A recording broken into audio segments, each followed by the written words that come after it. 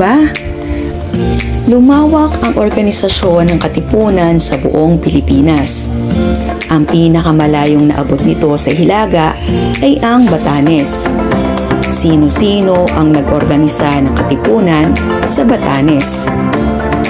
Ang tamang kasagutan ay si Silverio Almario, Juan Castillejos at Catalino Lopez.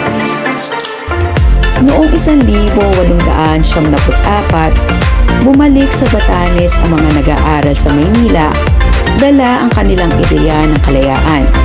Ang punong propagandista ay si Silverio Almario. Katulong niya ang kanyang kababayang si Juan Castillejos at isang Tagalog na si Catalino Lopez. Dahil sa marami ang nakumbinsi nila, na ituturing na isa sa mga matagumpay na labanan ang naganap sa Batanes, kung saan napabagsak ng mga Katipunero ang kolonyal na pamahalaan.